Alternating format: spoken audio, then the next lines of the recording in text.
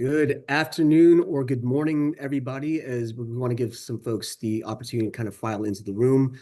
Um, I know it's been a long time. It's been, I think, a couple of months since we did a 360 because we had, let's see, the best conference ever.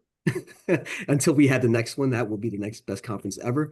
And then we had vacations and such. So we're just going to give it some time for people to file into the room. But this is AMAC 360. This is our monthly, or what would typically be our monthly virtual programming, where we gather some subject matter experts, people from the industry or even adjacent to the industry, to do this virtual roundtable and just talk about any given topic. And today, because August is Black Business Month, we have three right now, but the fourth is coming in hopefully soon, and she's coming in hot. Black-owned businesses to kind of talk about their experiences. Obviously, the relevance is with AMAC 36, with Runway success, but just really focusing on their origin story and their growth, and kind of make sure that we share a lot of those learnings with each and every one of you. So let's give. I think we are at a good stopping point now, or starting point, I should say. As people have filed in. So my name is Ramon Lowe. I'm the Director of Membership and Industry Engagement for the Airport Minority Advisory Council. As I mentioned, this is AMAC 360, our monthly virtual roundtable that we host. We will be doing this carrying forward now that we're past for now, the best conference of the year is in our rearview mirror. Oh, Anna's in, which is good. Good to hear. So just before we get started, I'm going to go through a couple of housekeeping notes. Just want to make sure that I announce them before we get started and introduce our panel.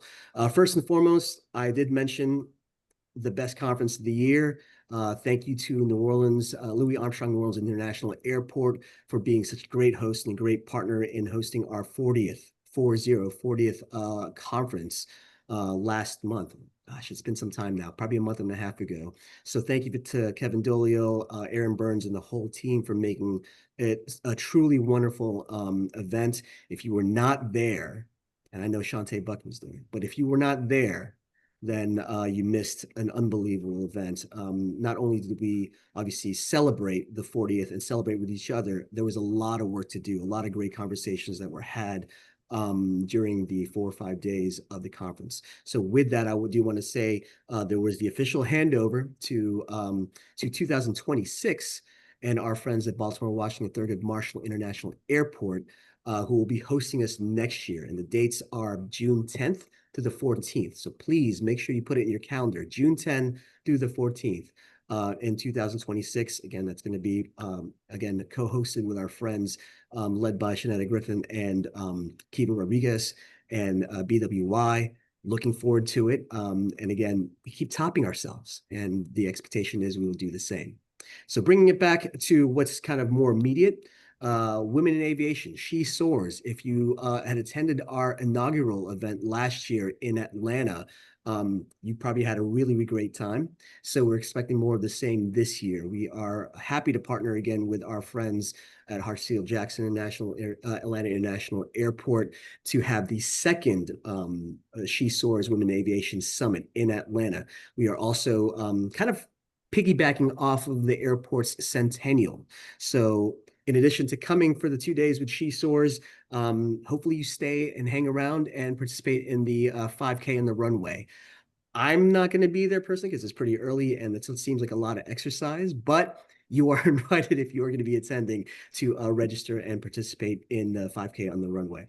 Again, you can go to amac-org.com/WIS, learn a lot more about the summit and the agenda. If you are interested in purchasing or reserving a sponsorship, we have plenty of those available as well. But make sure you register and support this wonderful cause. Again, the purpose of She Soars is really to gather, help uplift, and advance women in positions of power within our aviation space. So please make sure you attend. Again, thank you to our friends in Atlanta for co-hosting with us.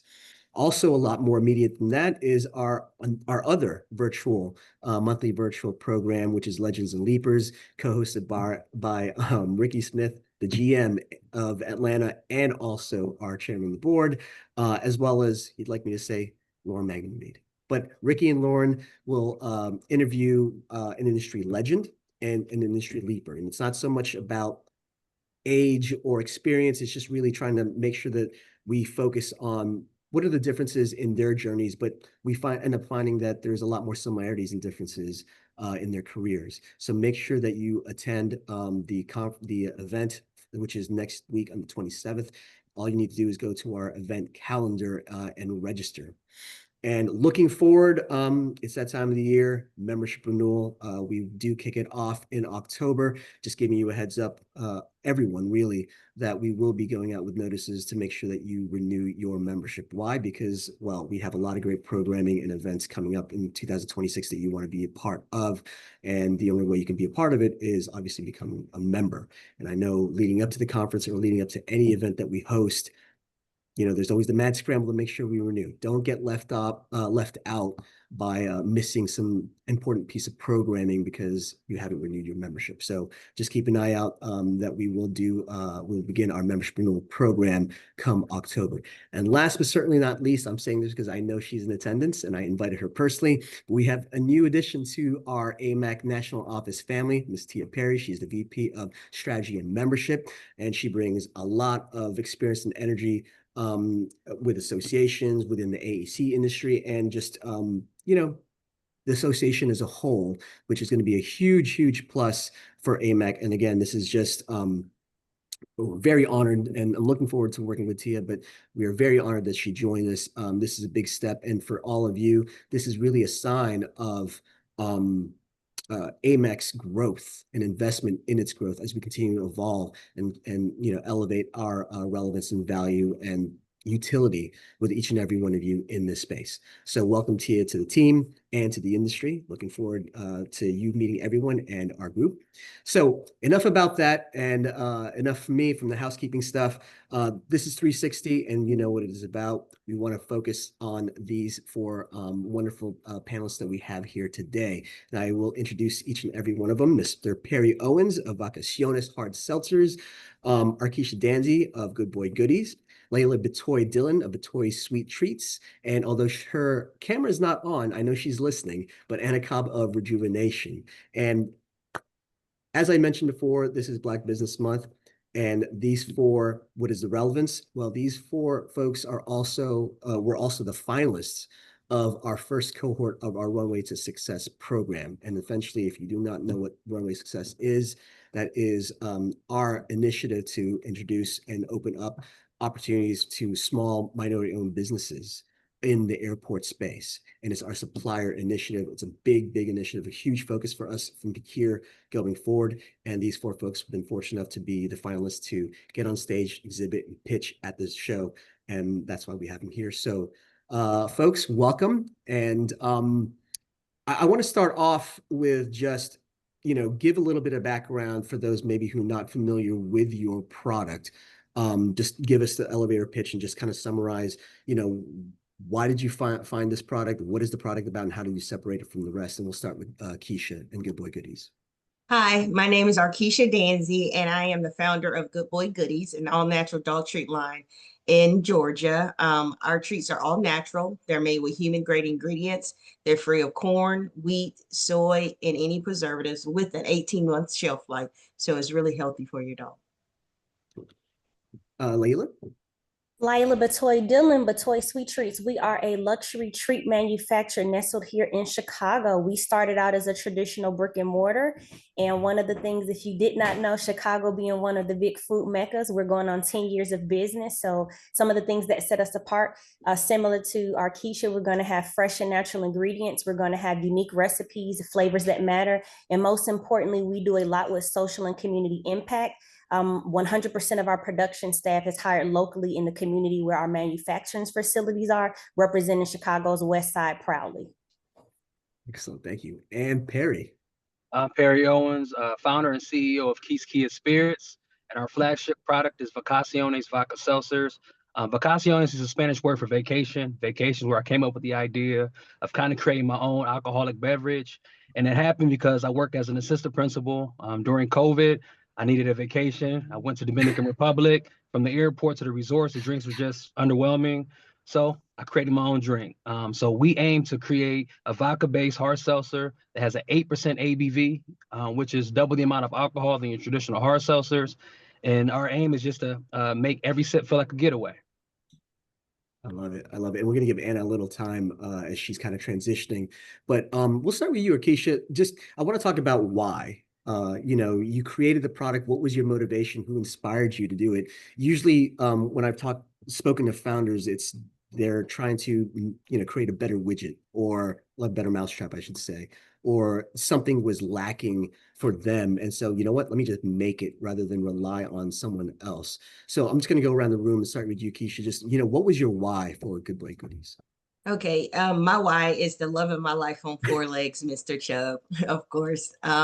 When I got Chubb, we immediately connected. But when I began to look for treats, they lacked quality ingredients and nutritional value. So I began to make his treats initially. And then I thought to myself, if I was having this issues, there had to be other pet parents that felt the same way, hence Good Boy Goodies.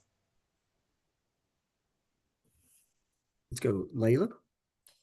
For us, it was really about building on legacy and continue to, integrate synergies where I could bring family fun and food together.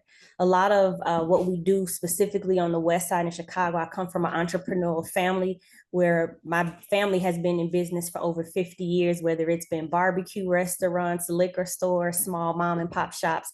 So I wanted to take the concept of building on legacy of business models that my father has started. I specifically picked the location 1 block from where my father started his first sandwich shop. And I wanted to do things that created magical memories stemming from my childhood where we would all get together and spend those, magical Christmases and Thanksgivings and Easter Sundays that were all centered around food. I wanted to take some of those recipes, razzle dazzle, and grow them up a bit, make them more health conscious, and then create, initially the brick and mortar was to create something that people couldn't typically imagine on the West Side. We didn't have, bars and cages where you would typically see an underserved community. We had, high-end glass imported in and bright colors and things like that to help people synergize and bring in. And I think fast forward, we took our street side presence and put that into our packaging. So now being able to see our products in O'Hare and Midway airports really does bring a full 360 moment of starting out on the West Side and now what a global presence can mean for my family and my brand.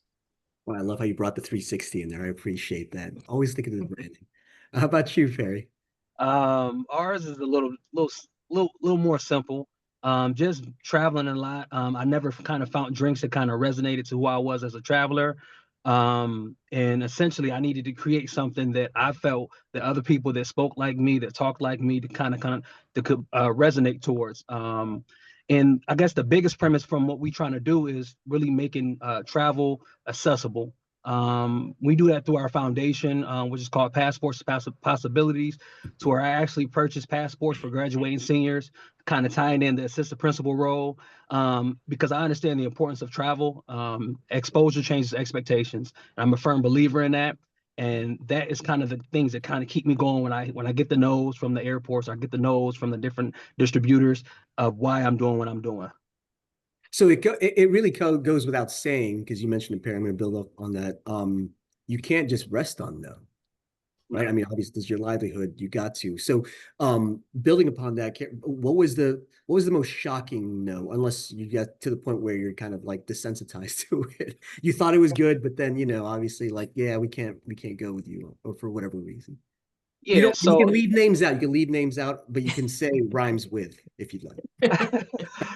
There's no shocking no's. I understand that not coming from a traditional alcohol background or distributor background, just being a lowly assistant principal, that initially, if you don't have that big brand name, you're going to face a lot of no's. But I'm a firm believer in the law of averages, so I don't focus on the no's. I focus on the ask. How many asks am I asking to get my average of numbers better? For example, I know from experience that if I talk to at least 50 different people, 20 are going to respond, and out of those 20 that respond, 5, they're going to at least want to have a conversation with me.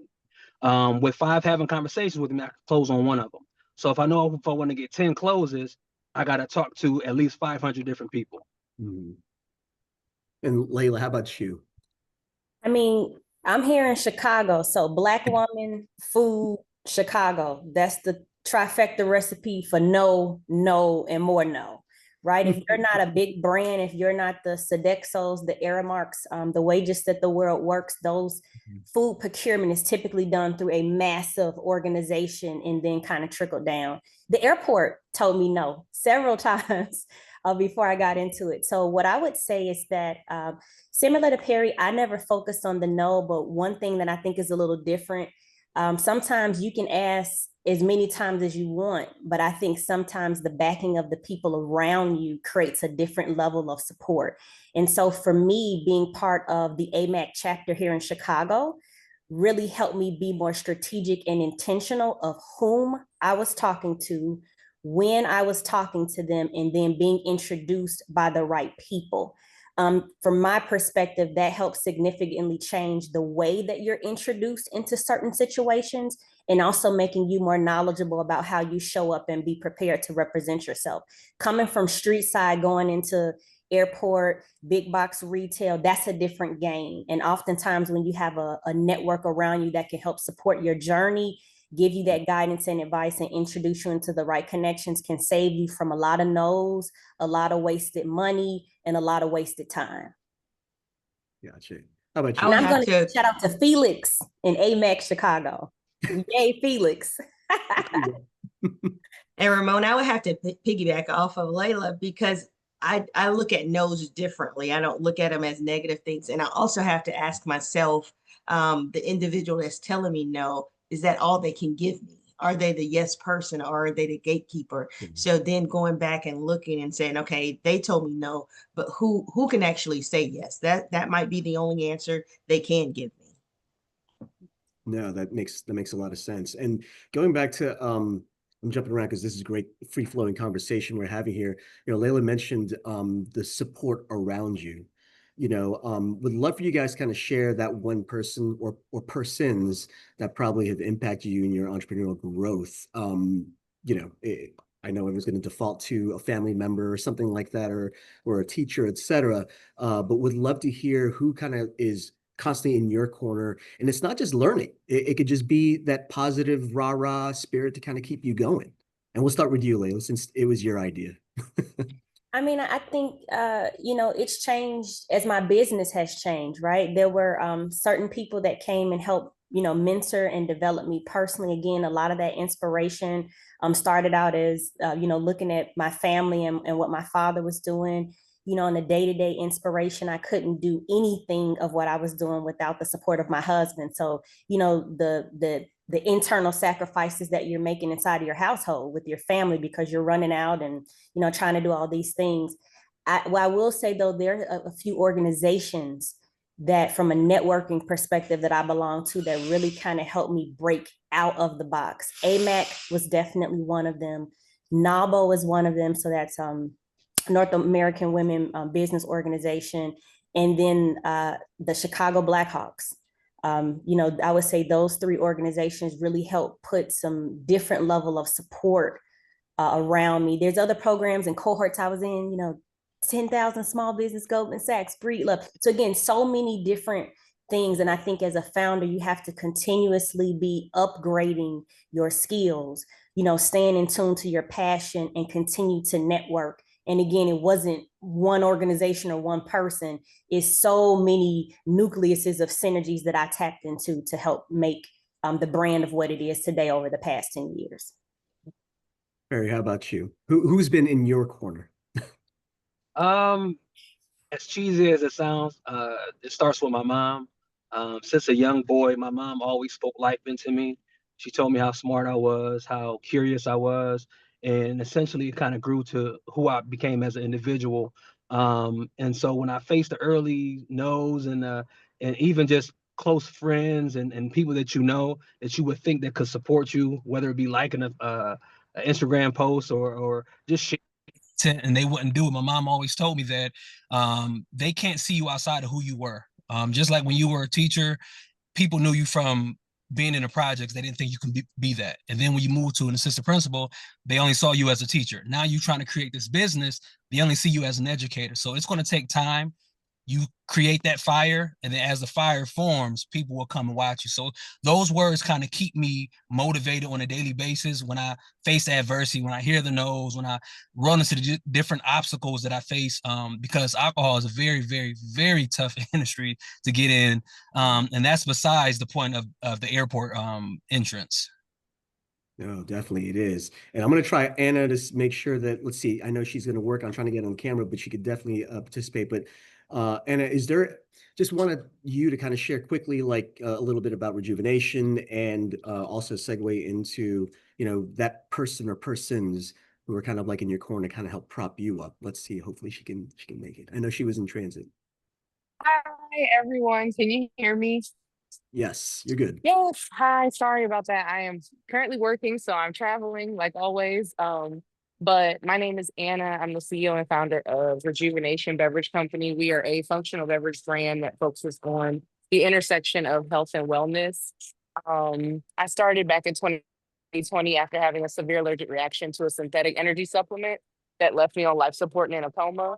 I was blessed with a second chance at life, so I used that second chance to get my degree in plant science, where I wanted to create healthier and better for you alternatives to products on the market. So I would say someone that has like always been in our corner. So we've done a lot of accelerator programs, and just kind of like what Layla said is like really like getting into those networks and using your community to be able to get you into like the next best thing. I was able to even find out about AMAC through Black Ambition, which is Pharrell Williams' accelerator program, which was amazing. They still support us to this day. And I think really when you pour into those communities, they're able to pour back into you as a business owner. And so those accelerator programs, as well as just the mentors that come with those programs, have really been a stepping stone to our success.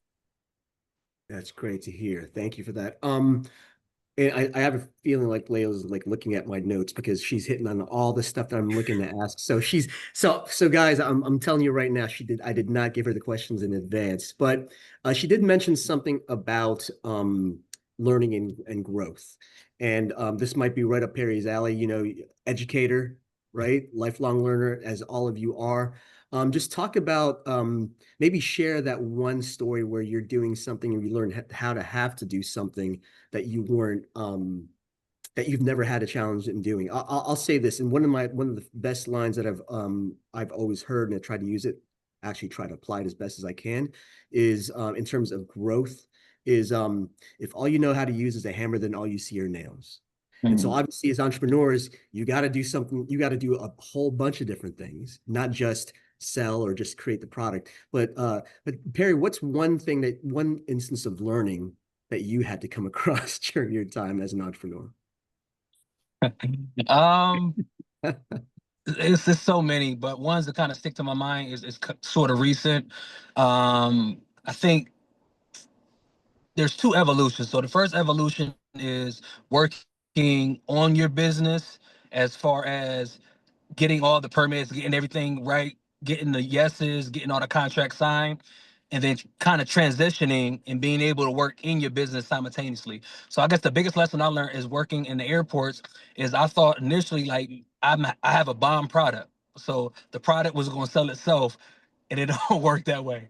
It takes a lot of strategic marketing in the sense of providing incentives for the people that are actually selling the product, the bartenders, the people that work at the airport, building a relationship with them and getting them to know who you are as an individual, so they'll be more profound to actually try to sell and actually help your brand.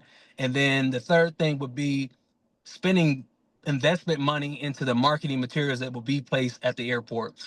Being that, like I said, I'm an assistant principal, I can't be at the airport 7 days a week. And I think that kind of gets diluted and oversaturated doing that. So the biggest lesson that I learned is kind of having that relationship with the people in the airports. I'm going to swing over to you, Anna, just to share a little bit. What was a surprise moment of learning that you came across during your time in launching Rejuvenation? So many different surprises because this is not an easy feat at all.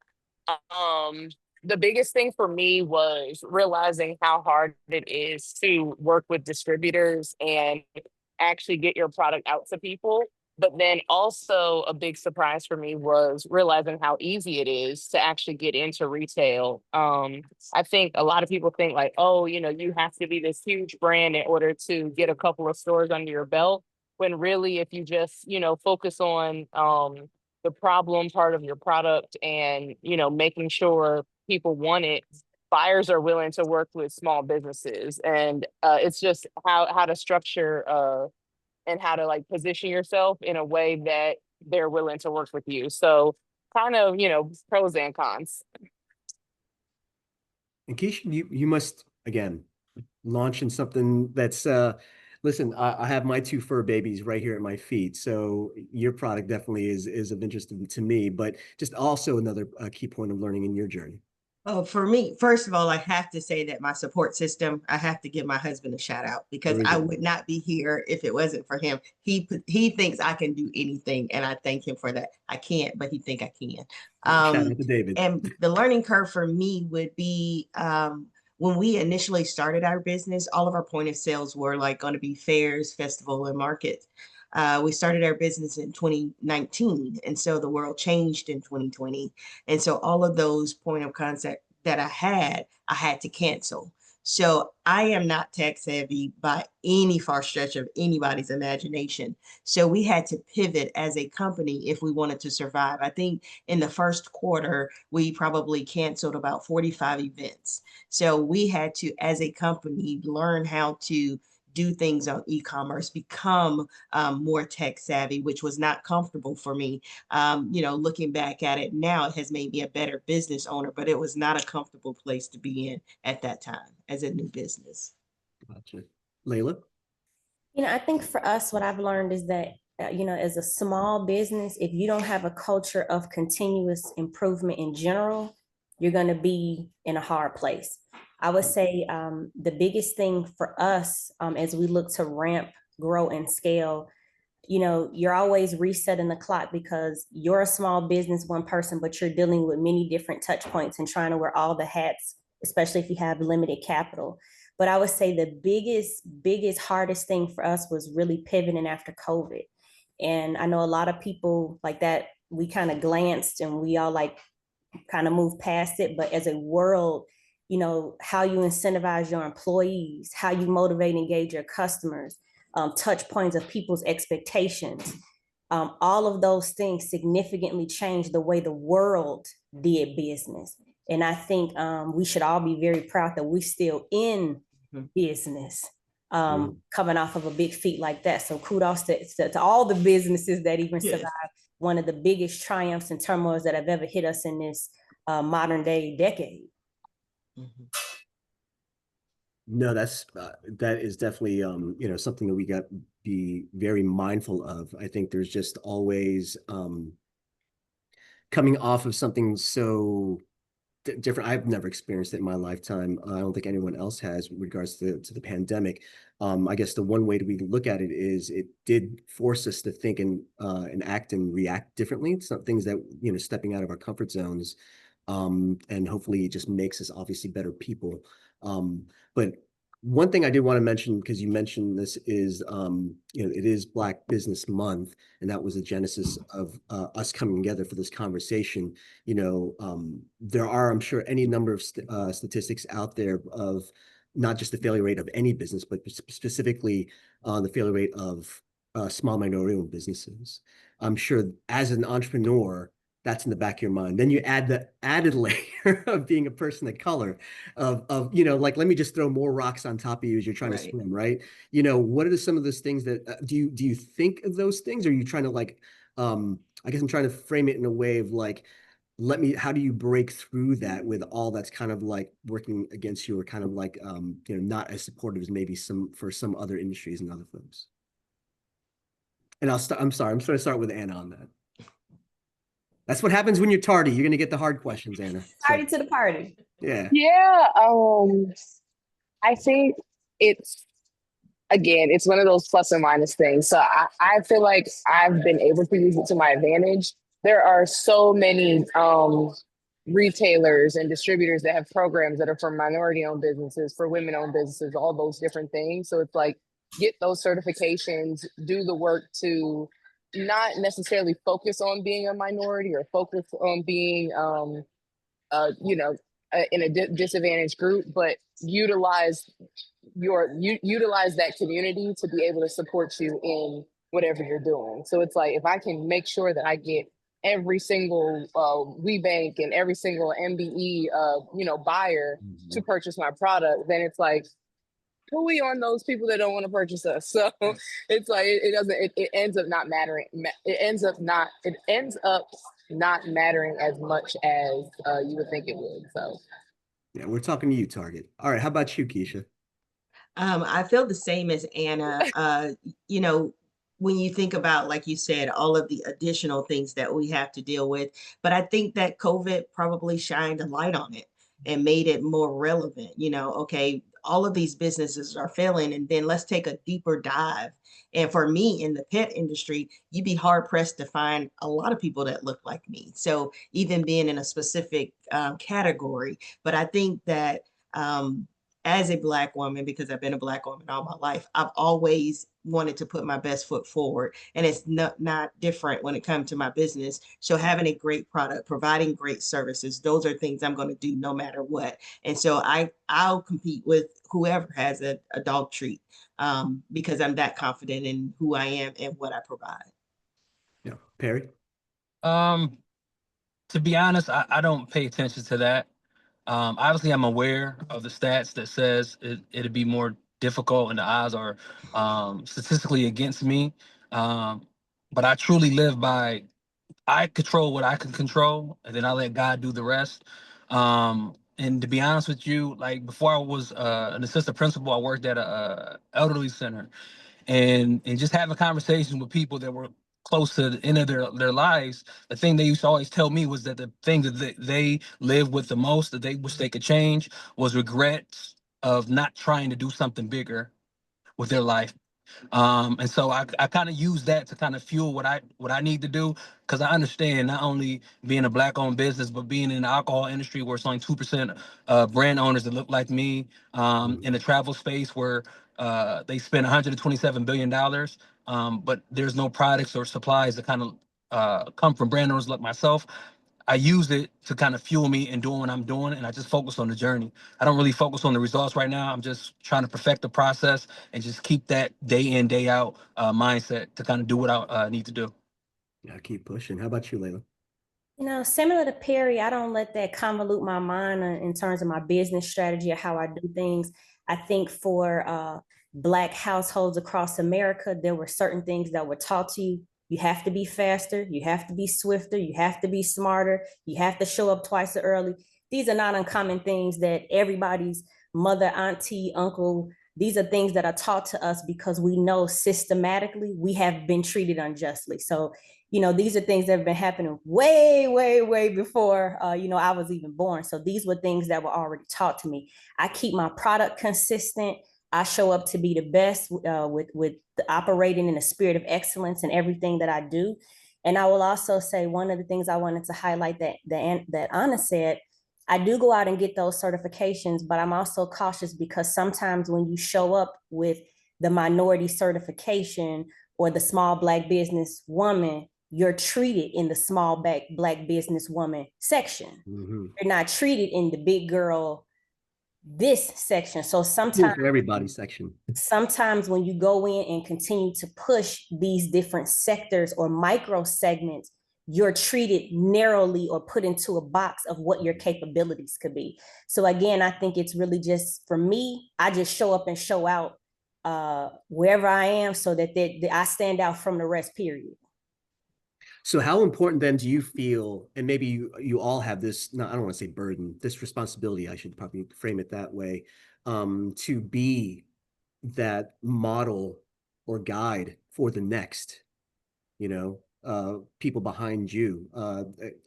We've had so many people who blazed trails long before us, personally, professionally, but do you feel an added level of responsibility to carry on whatever success or whatever learnings to pass it on to the next generation, I guess. So I'll start with you, Keisha. Absolutely. And letting them know that it can be done. You know, we go and speak to the kids at the high school, the ones that are wanting to be entrepreneurs, the ones that, you know, have that desire to have a business, you know, speak to them and feed into them and help them to see that it can be done. And it can be done and looking at, I mean, because so many times, and it's not that it makes you narrow-minded, but when you walk into a place, you automatically look for people that look like you. And so if you don't see them, it can make you feel less than. So speaking to the youth and helping them to understand that they can do this and do it better than me. And if I can help them in any way, I'm always for it. How about you, Anna?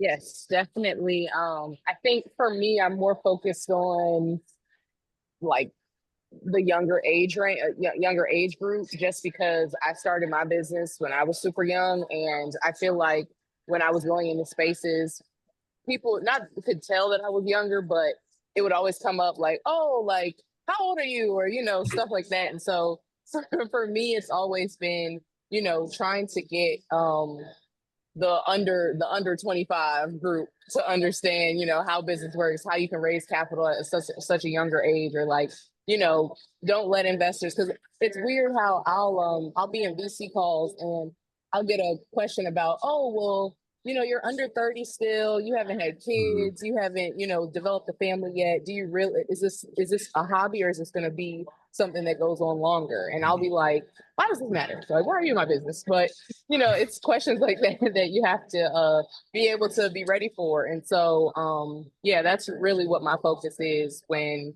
we're trying to pioneer the beverage space. And Layla, you had your wonderful baby during Runway success, so we know you got some added, burden to you to be that trailblazer. Yeah, I think it matters subconsciously, even if you don't go out and say, this is the stake in the ground. For me, legacy is a big part of the mission, vision, and value of everything that we do. Watching some of the things and successes and trials that my father and family went through. But I will say that being one of the few African American women-owned brands and specialty snacks in a market like Chicago, going through the airport, to go through and see my products on that stand, it sets the tone of what social equity can look like. It sets the tone that minority businesses can show up and be at the same level, on par as some bigger brands, if given the right opportunity and nurtured in the right way. And I think for other brands to see that, it's like, I can do it too. For younger kids to be able to see that, it really sets the tone of the possibilities of wow.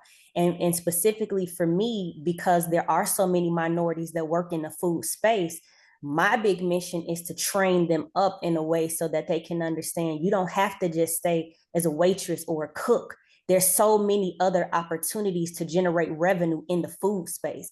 So a big part of what we do is provide that education. And as my business grows and scales, we also create career pathing that takes you out of the kitchen, but understanding how you can make more money in the food business and beyond. That's what I signed up to do. Love it. Perry? I don't look at it like a responsibility. I actually approach it like a privilege. This year, we actually started an entrepreneurship club at my school, grades 3, 4, 5. So kind of exposing kids at this early age to what entrepreneurship looks like. And then hopefully it can scale and grow as they grow into their academic education. Because I understand when I was a kid, the only thing we were taught was you go to college and you get a good job. Um, I can't speak for everyone else, but I'm one of only like 5 people I know that got a college degree and work in the field that they got a degree in. It has to be more than that. We got to teach kids more than that. Kids are losing their curiosity. They're losing their just the thoughtfulness, being able to think for themselves. And so I look at it like a privilege, being able to kind of being an assistant principal, being a husband, being a father, but also building a business from ground up that I had no history or no fundamental learning about the industry that I'm in right now. So it's a privilege for me. Um, I'm glad this is going really well because it's really leading right into the questions, my next question, and that is, so I read this book several years ago. It's called Range, and it talks about how the specialist is going to be a lot more relevant or outlive I'm sorry, the generalist is going to outlive the specialist because it's about really the breadth of skills versus the depth of skills. If it goes back to that's where I actually heard or read the term, if all you know how to use is a hammer, all you see are nails kind of thing. And as entrepreneurs, asked earlier, you guys are trying to, learn different skills that you never thought you'd have to, learn in order to get your business off the ground. I do want to focus on this wasn't for many of you, I'm sure this was not your original path. Perry, you said you work in an elderly home. You're an assistant principal. I'm the husband of a wonderful educator who was an assistant principal, and I know the power of that. But like, I want each of you to kind of talk about your earlier career paths and how it kind of has helped you in your growth right now. I'll start with you, Perry. I'm gonna call you. I'm gonna call on you then, I guess. That's fine. That's fine. I think being an educator, it taught me a lot that I use in my approach to business. The number one thing that we teach kids is adaptability, being able to adapt and adjust, given what is given to you. So kind of not knowing anything about the alcohol industry, as I'm doing this, I kind of like to say that I'm building an airplane while I'm flying it. So I'm figuring it out as I go. And these are things that I learned from being in education, kind of going down that path of the unknown. And like I said, being a torchbearer. So all those things has really guided me to the point to where I'm at right now. Gotcha. Anna? Yeah, I think just having my degree in plant science and having like a first hand reaction to the synthetic energy drinks that are on the market kind of just adds to like our products being reputable, just because we work with like the Allergy Association, all those different things. And I think just that journey of transitioning from college and then being an actual formulation researcher, all of that adds to the whole story of, and I tell people all the time, my steps were very ordered. I thought I was going to be an entomologist in the Navy by now, just playing with bugs and doing all the things. But here I am making juice. So,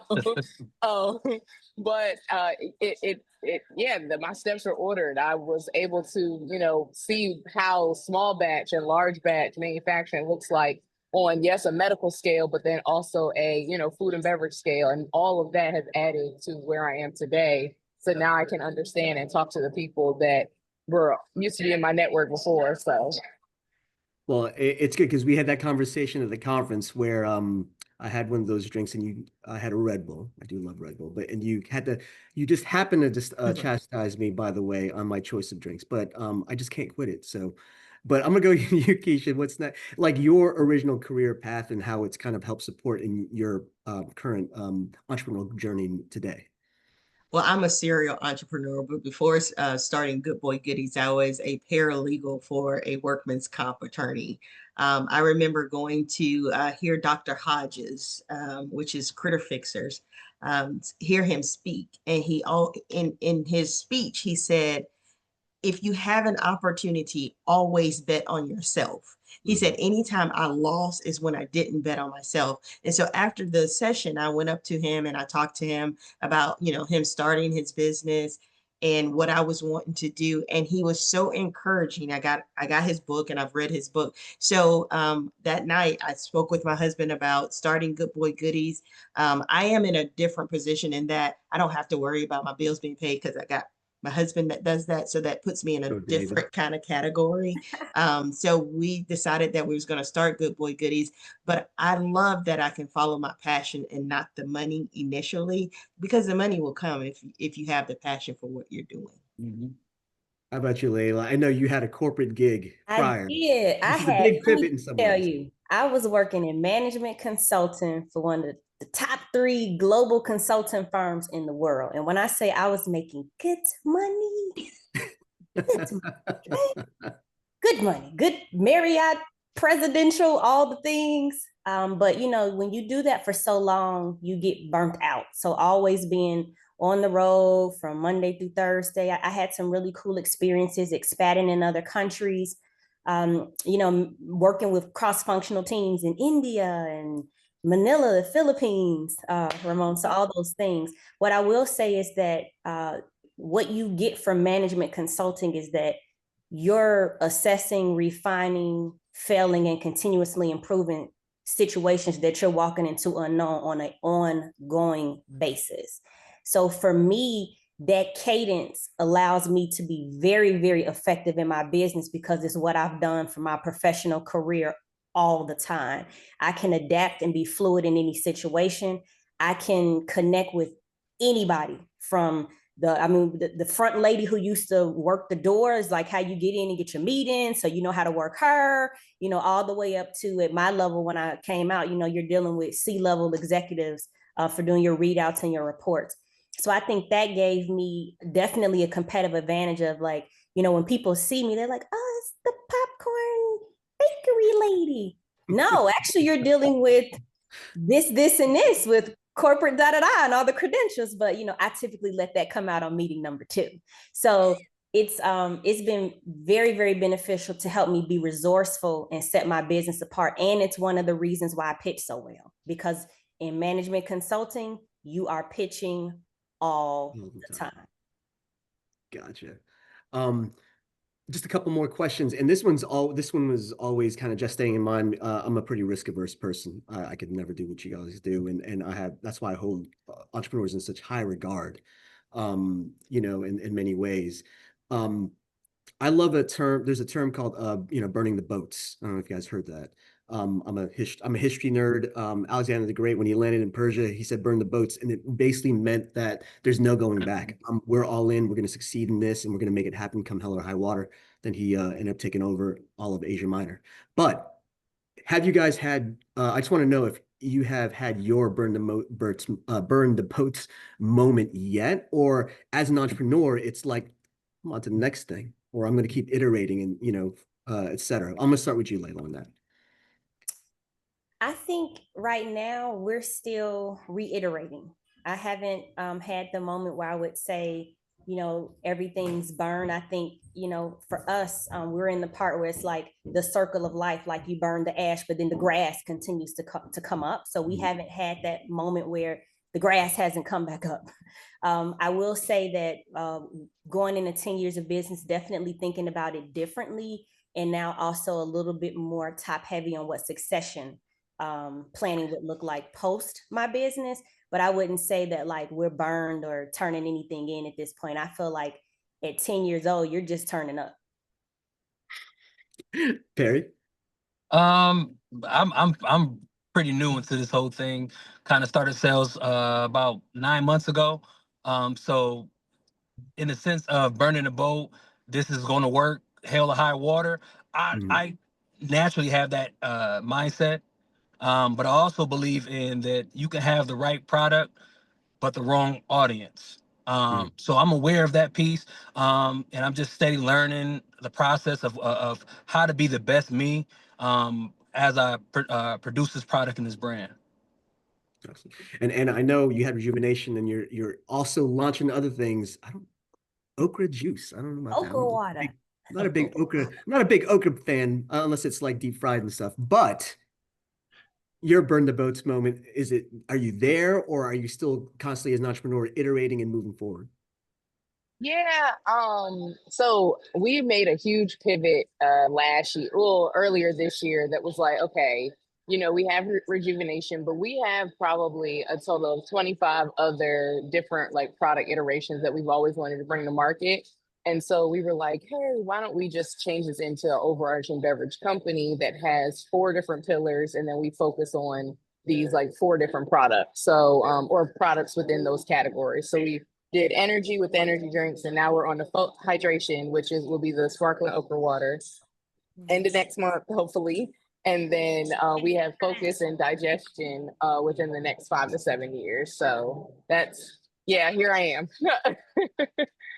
All right, you better put some like peach juice or something in that Okra It's juice. pineapple. It's fine. You're gonna Pineapple. get the first can just because of Okay, okay, that. okay. Because my mom used to make okra, and I was never a fan until she started battering it and deep frying it, which is what I prefer now. Pretty much all my foods, unfortunately. So anyway, how about you, Keisha? Give burn the book. For me, I would say that initially starting the business, I burn everything because I'm all in. Like, this is going to succeed. I'm going to make it happen. However, I think COVID changed my whole thought process because the uncertainties were so great that it made me rethink that whole let's just dive in and whatever happens, we still going to make it work. So I don't burn the boats anymore, but they're far, far, far off. So that's not easy for me to get back on them. I like that. Perfect. I love it. I know we got a few minutes left. I got two questions and they're going to be really fun. So I was curious, we're all relatively young. Just what would you tell your younger entrepreneurial self? Yourself now? Look at, I'm going to go to you, Anna, because I know you had that expression. You just begging me to call on you first. So what would you tell your younger entrepreneurial self that you were probably wary of then, but you're like, no need to worry about it now? Um, worry more about worry more about making sure the fundamentals of business are put together, like having all your documents in place, as opposed to the fun stuff, the product, the branding, the marketing, all the, cutesy things. Because when you get to a point where you're making a whole bunch of money, but you're not managing it well, or you don't have systems in place to manage it well, then you really don't have a business. And then you have to start basically all over. So that's Gotcha. just one thing I've had to learn the hard way. How about you, Keisha? I would tell her that she's always enough in any situation. And that don't sweat the small stuff. But I think that comes with maturity. I think that over time you understand what's important, what's not, and what to sweat and what's not. And I think in my younger years, I probably sweated some stuff that really, yeah, at the end of the day, didn't matter. Gotcha. Layla? I would say do it sooner and fail fast. And again, like when I was in management consulting and you're making all this money and then you start creating this lifestyle, you're doing all these things on why you're not going to get started. I'm going to wait and do it here. And I think I would have told her, forget about all of that, jump out there, do it sooner, fail fast, get it going. Because if you're going to wait for everything to be perfect, you're never going to get started. Yeah. You'll just be talking and talking and talking. I will still be traveling around the world with that suitcase. Gotcha. Perry? Mine's pretty simple. I would say hear everyone, but listen to those who have done it. I think so often people that have not accomplished much in their life are the most vocal about what you're doing. And then what I've learned as I got older is you still want to listen or hear what they got to say, but don't put it into your mental and let it kind of distract you of what your focus should be. So hear everyone, but only listen to those that have done it. Excellent. Cool. Well, my last question, and like I promised, these last two would be fun, but my last question is, I know the life of an entrepreneur, you guys are on 24 hours a day, 7 days a week, constantly, etc. There's got to be a time, something that y'all do that just to unplug, unwind, to kind of detach. There's no way you could possibly always think about the business, and maybe you do. But I'd love for you, each of you, to kind of share what is that one thing that you can kind of take a step back, if it's reading, exercising, what have you, that gets you kind of like get you in the happy space apart from your entrepreneurial journey. But I'll start with you, Barry. I love to travel, so vacations. Me and my wife, we try to go somewhere every 2 or 3 months. And then secondary to that is Alabama football. I'm a huge Alabama football fan. So Okay.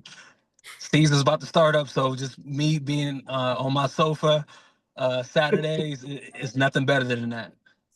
All right. I'm glad my son's not here because he's a Keisha threw it up. He's a Bulldogs fan. Go Dogs. Well, Go ahead. I just seen a War Eagle. Roll Tide everywhere we go. Auburn. No. Come on, not Ward Eagle. Go ahead, Layla. How about you? I would say for me, it's just being a new mom. It's just quiet mornings that are very soft with my husband and my baby, watching the sunrise. And we own a small farm here in Chicago. So when we get out to just have that peace, I like to let my hair down, pick in the garden, go fishing, just all of the rugged stuff that you don't get to do while you're in the city. I love how you just shifted that soft when you're Yeah. talking about Yes, because like when I was in it, I just commit all the way to the process. Gotcha. How about you, ArrKeicha?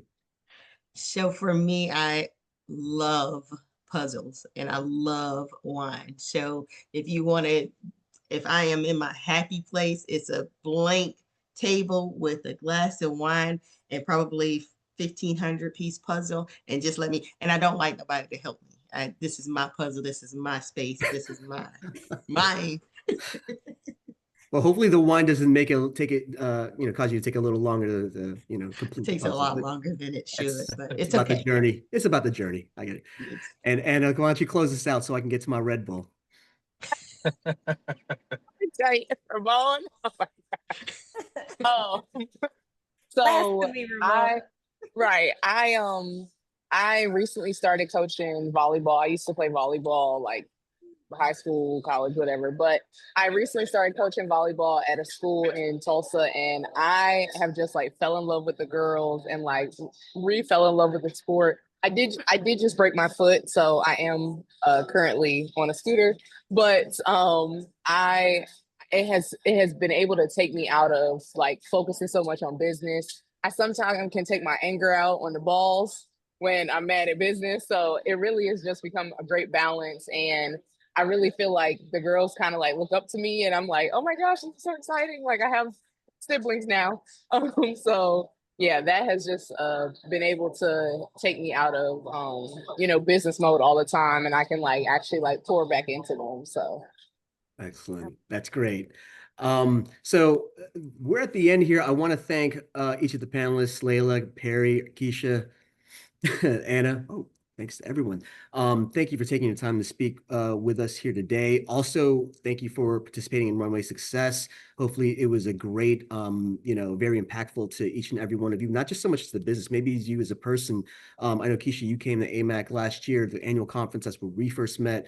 And hopefully, we left a very indelible impression on each and every one of you. I know David really liked the whole Master P part, but sorry, David, I know you can get to see Master P, but maybe next time, right? Maybe someone else. But hopefully we had a tremendous impact on each and every one of you. And this isn't just one thing. This is a whole journey, and it's a really tight community. And hopefully we can continue to kind of form those relationships with each and every one of you. And as you guys are the models now for the next cohort behind you and the next cohort behind them, hopefully it was a positive experience. So thank you from the bottom of my heart, from our president and CEO, Ebony Wimbush, the chair, Sheila Hudson, and all the committee. So thank you for that. And I do want to say, and on a bit of housekeeping note, Women in Aviation, She Soars in Atlanta. I know, Keisha, you're based in Atlanta. I hope to see you there. Please make sure you come out. Go to amac-org.com/WIAS. You can go to register, purchase sponsorship, learn more about the event. We're doing this in partnership with Atlanta Airport and our GM and / chairman of the board, Ricky Smith. Please make sure you attend. So with that, it is a Friday. I don't know what Perry's going to be doing because it's a Friday, getting ready for them kids coming in a couple of weeks. So have a great and blessed and safe weekend, everyone. Take care. Bye-bye. Right. Have a good one. Thank you. Thank you all. Bye-bye.